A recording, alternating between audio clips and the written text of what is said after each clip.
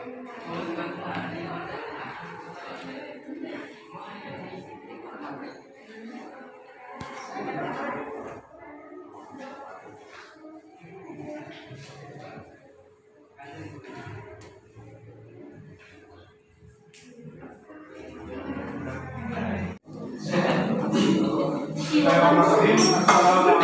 warahmatullahi wabarakatuh.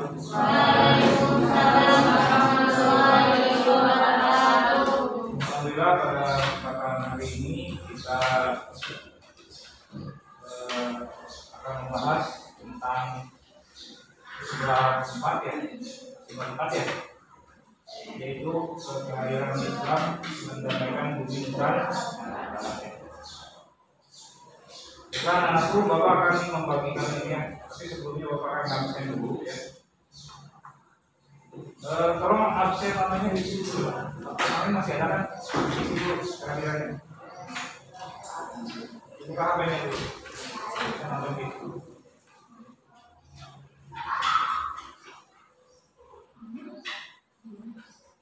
Tadi ada yang izin sama Bapak siapa tuh ya? Sampai katanya. Itu udah Bapak suruh ngisi ini ya, absen namanya.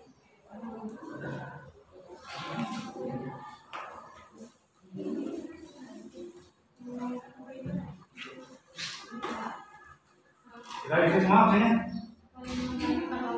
Ini si berapa ini? Si berapa? Bismillahirrahmanirrahim. Assalamualaikum warahmatullahi wabarakatuh. Kita anak-anakku kelas 9 ya. Sebelum Bapak melanjutkan materi keempat ini, yaitu tentang kehadiran Islam mendamaikan bumi Nusantara. Materi sebelumnya adalah tentang ibadah haji dan umroh. Masih ingat tidak ibadah haji umroh itu termasuk rukun Islam apa rukun iman? Iman apa Islam?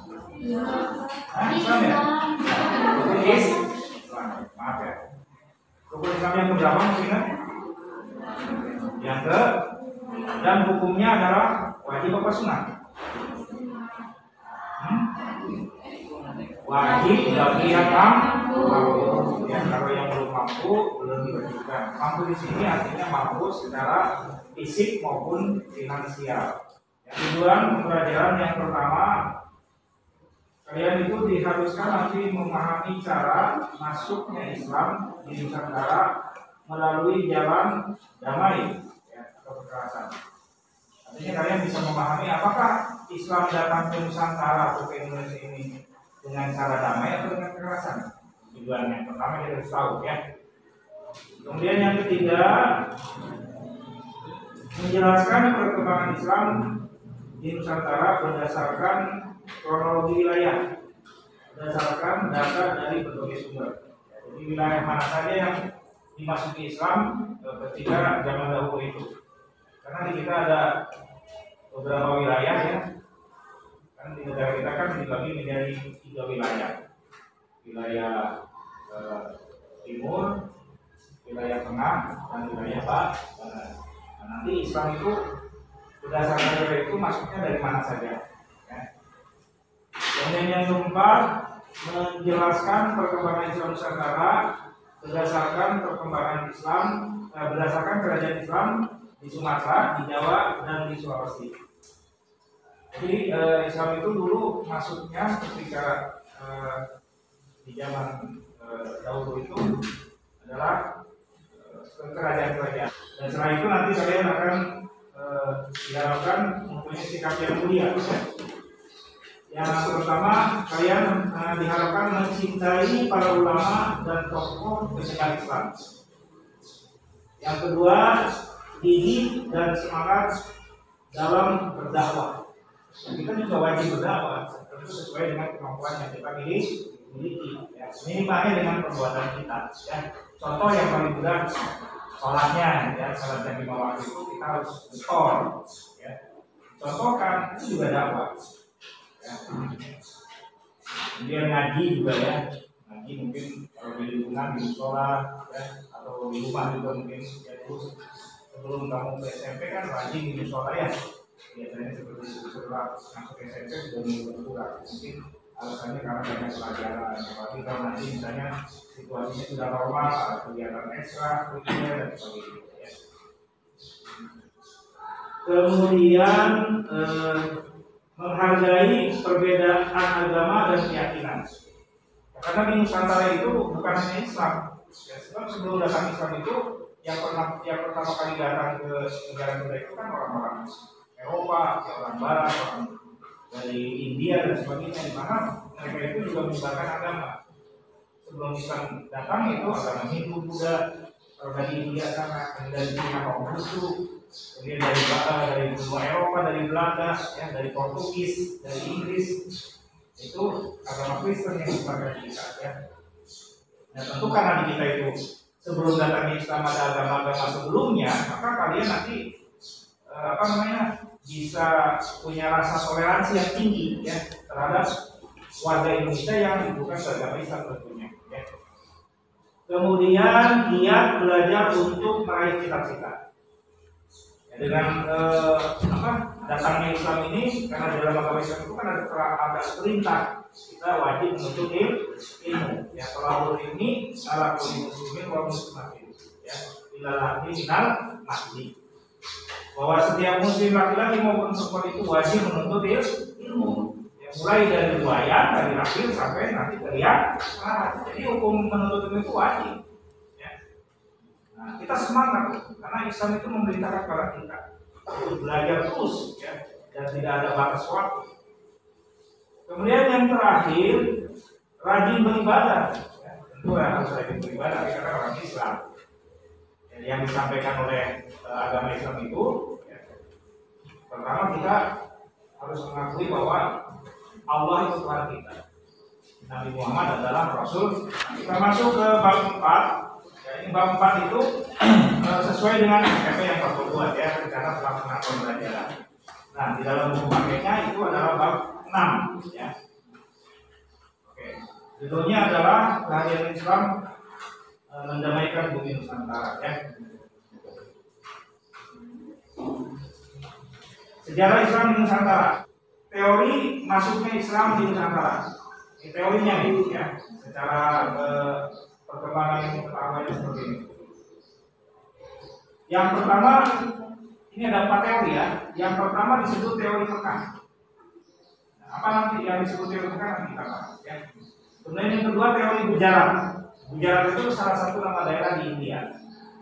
Dan di sana sudah penduduknya sudah masuk Islam lebih dahulu, mungkin karena penyebaran para sahabat Nabi itu kan ketika itu disebar ke seluruh dunia untuk menyebarkan Islam. Ya. Nah, India itu mungkin lebih awal daripada kita, sehingga yang menyebarkan Islam di Nusantara di sini ada orang India dan juga orang Arab yang datang ke kita. Ya. Cuma nanti berdasarkan lokasi ini berbeda-beda. Kemudian Persia, ya. Persia itu semacam negara, ya. Di sana itu negaranya sudah maju, ya. Terutama dalam bidang keagamaan. Nanti orang-orang Persia juga datang ke kita ke Indonesia untuk Nusantara ini menyebarkan agama Islam. Kemudian yang terakhir teori Cina, ya. Cina juga sangat pengaruh karena di sana kan ada pepatah yang mengatakan tuntutlah ilmu walaupun sampai ke negeri Cina. Nah ini kenapa ada pepatah yang mengatakan seperti itu? Karena ketika zaman sahabat, ketika disebar ada yang sampai ke sana, dan di sana itu ternyata di daerah Cina itu atau di negara Cina itu, ya, pertama kali ditemukan kertas, ya, di mana kertas itu sangat penting sekali untuk mengembangkan ilmu pengetahuan. Karena sebelumnya kan ilmu pengetahuan dan agama itu kan dicatat dalam pelepah-pelepah daun, ya, kemudian pelepah-pelepah kurma, bahkan ada yang di kulit binatang, ya, di kulit onta, kulit kambing, bahkan ada yang di batu. Makanya ada yang disebut prasasti batu, ya. Kita juga ada ya prasasti batu di Bogor ada. Itu isinya adalah tentang tulisan-tulisan, perkembangan kerajaan dan juga perkembangan agama di Islam. Nah itulah periode atau teori masuknya Islam di Nusantara dibagi 4 ya. Pas teori tadi yang pertama teori Mekah, kemudian periode Gujarat, Persia, dan Cina. Lanjut. Wali Songo. Nah, yang terkenal di kita, ya, di negara kita di Indonesia khususnya, lebih khusus lagi di Pulau Jawa, ya, itu terkenal dengan Wali Songo. Wali Songo itu artinya 9 orang, ya, para kiai dan ulama yang sangat berjasa di dalam menyebarkan agama Islam. Ya. Faktor pendukung, ya, dalam memajukan agama Islam itu ada beberapa faktor pendukung, ya, sehingga agama Islam itu bisa diterima oleh masyarakat. Ya. Sampai sekarang kan alhamdulillah di negara kita itu Indonesia terkenal dengan mayoritas penduduknya beragama Islam, dan ini sudah dikenal di seluruh dunia. Semua orang mengakui. Ya. Hanya memang kelemahannya di kita di Indonesia itu perkembangannya sangat lambat. Ya. Sebab apa? Sebab sejarah kita, ya, Indonesia itu dijajah oleh Belanda selama 350 tahun. Ya, masih ingat tidak? Dalam pelajaran IPS sejarah ada ya? Nah, 350 tahun itu berapa abad? 3,5 abad. Bayangkan, ya, negara kita dijajah 350 tahun. Sementara negara-negara yang disebut adidaya seperti Uni Soviet, Amerika, mereka sudah merdeka sejak lama. Bahkan mereka menjajah. Kita termasuk negara jajahan yang dijajah oleh Belanda, oleh Inggris, yang terakhir Jepang selama 3,5 tahun. Di mana negara kita akan seperti majunya, ya, termasuk agamanya juga sama. Lanjut, ya. Kemudian di bidang politik, pendidikan, pernikahan, dan kesenian, ya, ini faktor pendukungnya. Sebab Islam itu bisa diterima di Indonesia itu diantaranya karena misalnya percampuran budaya bisa, ya, akulturasi budaya. Nanti yang disebarkan dari Wali Songo. Akulturasi budaya itu maksudnya apa? Percampuran kesenian budaya kita dengan budaya asing, dengan budaya Islam. Contoh misalnya di kita yang di daerah Jawa Tengah dan Jawa Barat itu kan dikenal dengan adanya gamelannya. Ada gamelan, ada wayang kulit, kemudian ada sandiwara orang yang disebut ludruk gitu kan, ya. Nah, pendukung-pendukung ini, faktor pendukung ini adalah salah satu sarana yang sangat efektif untuk menyebarkan agama Islam. Ya. Kemudian di kita di daerah Jawa Barat kita kan terkenal dengan kesenian wayang goreng, ya. Nah, rata-rata kalau kita mendengarkan komunikasi wayang goreng itu isinya sebetulnya dakwah itu, ya. Dan goreng-gorengnya itu merupakan gambaran manusia. Ya, contoh misalnya ada lakon jagoan, yang bisa digarap baca, ya. Ada apa lagi? Selain dapat baca juga itu kesatria, ya. Terus ada lagi orang yang kerjanya ngadu domba, seperti dilaporkan oleh yang namanya Dorna, ya kan? Nah, Dorna itu gambaran manusia yang selalu mengadu domba kita. Nah, itu merupakan isinya itu dakwah sebetulnya. Supaya kita itu jangan melakukan hal-hal yang dilarang dalam agama Islam. Ada yang masih ingat nggak di mana ini letaknya atau tempatnya kerajaan Nusantara saya itu? Di tempat mana? Pertama kali kerajaan Islam pertama didirikan. Di Aceh. Jadi Aceh yang kita kenal dengan Islami Mekah itu adalah salah satu daerah yang pertama kali berdiri kerajaan Islam yang disebut kerajaan Samudra Pasai. Yang itu para Wali Songo itu dalam menyebarkan agama Islam itu dengan menggunakan guru budaya, akulturasi budaya, maka karena Cirebon itu kan dikenal dengan keris, ya.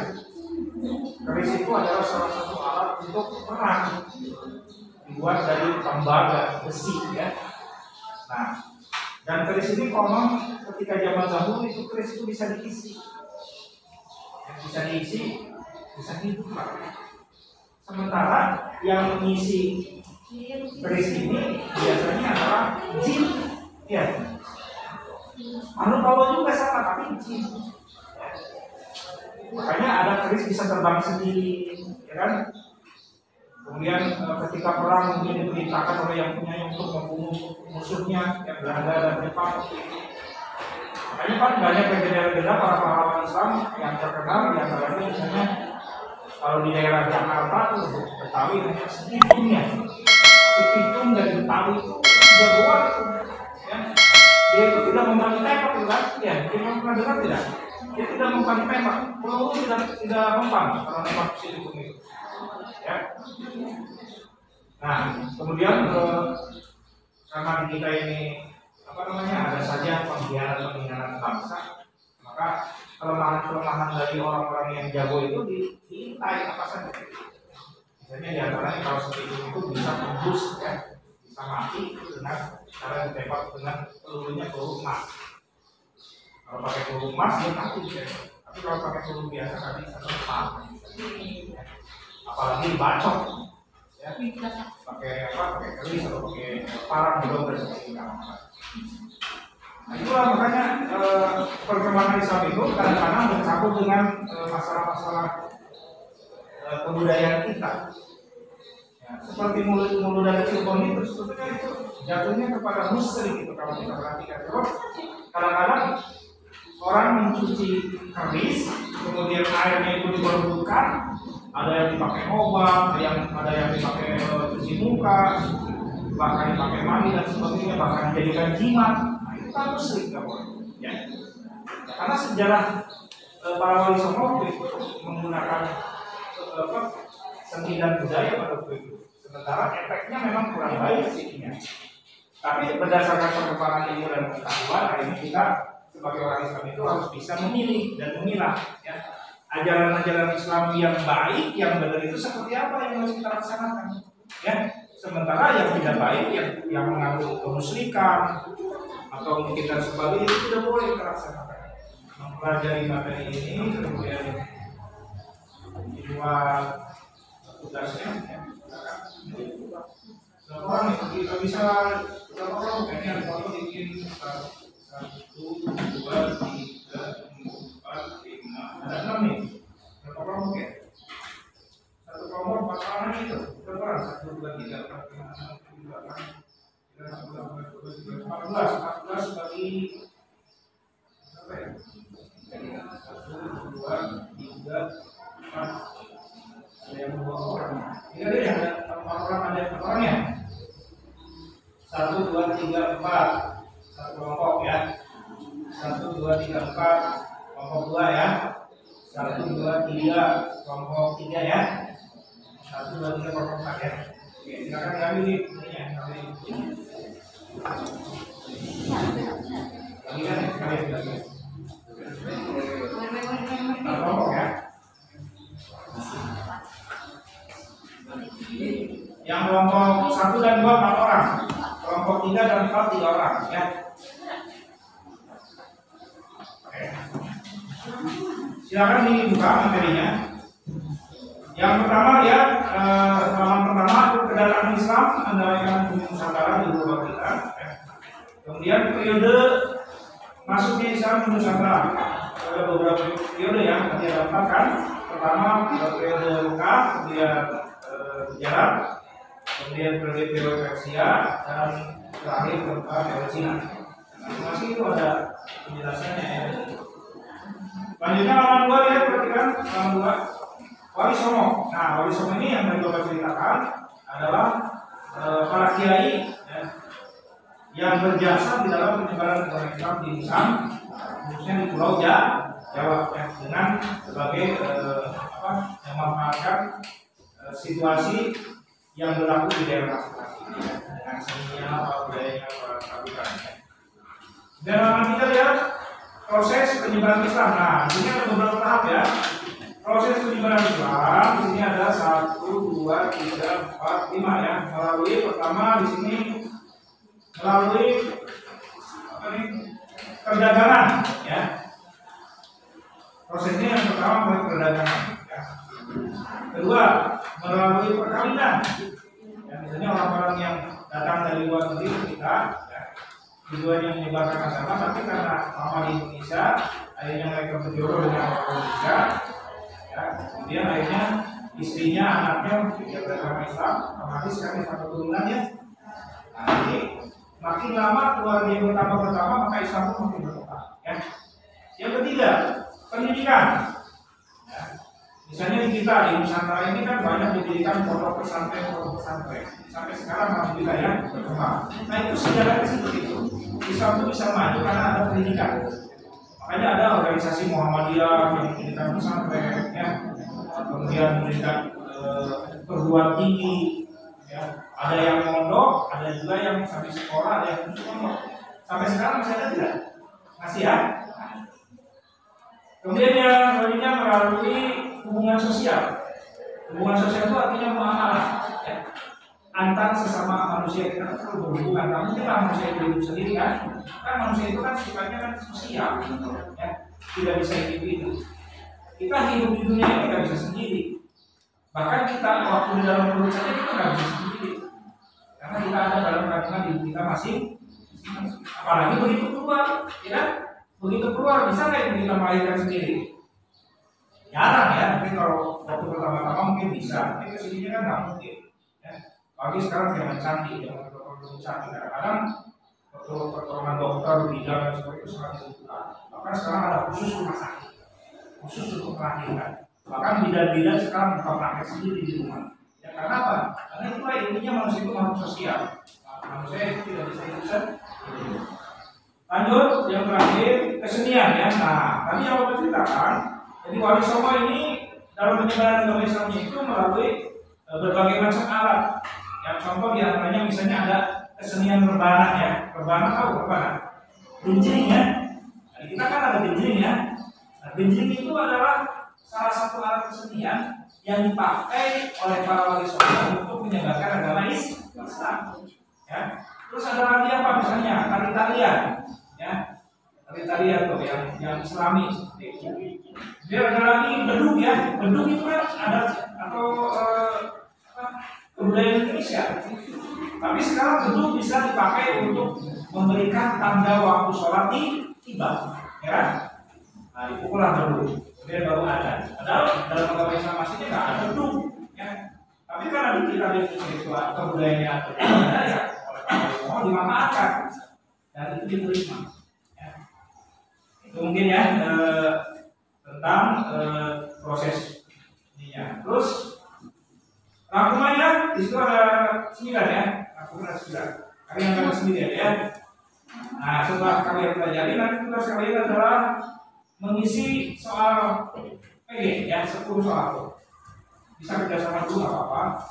Tapi nanti untuk ininya individu ya. Dan Bapak sebetulnya sudah buat tim. Nanti untuk ini ulangan kalian keempat. Bapak bikin linknya nanti Bapak sepakannya. Nah ini sementara kita kerjakan dulu di sini ya untuk memperlancar nanti untuk mengisi secara online. Ya, silakan. Yang B-nya esai ya. Silakan kalian jawab, tapi jangan di sini jawabnya yang di kertas lembar aja ya. Di kertas lembar kamu buat nanti di kelompok 1, kelompok 2, kelompok 3, kelompok 4. Yang perlu kamu isi adalah yang PG 10 dan esai 5 sudah. Ininya jangan dipakai karena ini dipakai dengan bahasa lain ya. Oke mungkin itu sementara ya kalian tadi Bapak yang menyampaikan materi, sekarang kalian yang membahas materinya dan nanti pada akhirnya soal yang Bapak sampaikan di dalam hal itu silakan dipelajari. Diskusi kelompok silakan mau diatur dalam mejanya lagi nggak apa-apa atau gimana terserah ya. Ada yang ingin ditanya tidak sebelum Bapak akhiri? Maksudnya diakhiri materi Bapak ya. Jamnya belum selesai. Punya kelompok ya.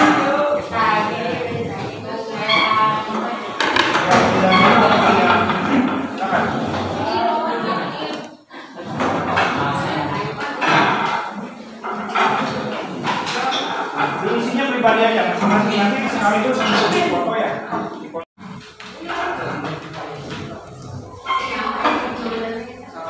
Kelompok 1, kelompok 2, kelompok 3, kelompok 4. Di buku masing-masing aja, bicara di buku masing-masing. Ya.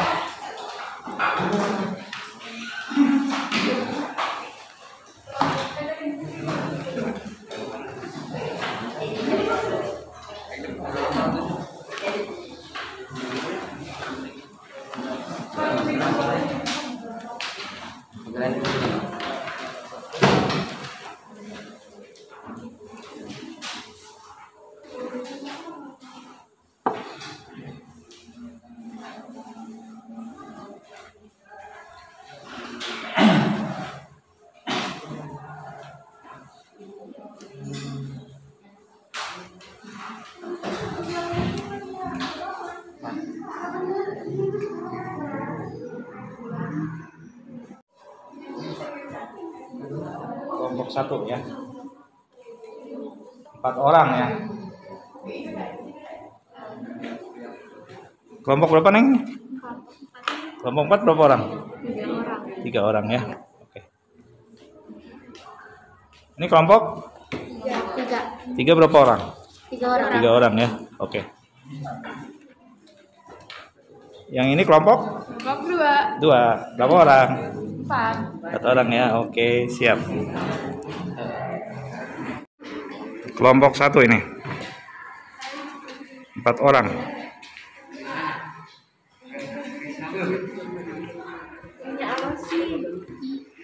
Kelompok 2 4 orang. itu pernah.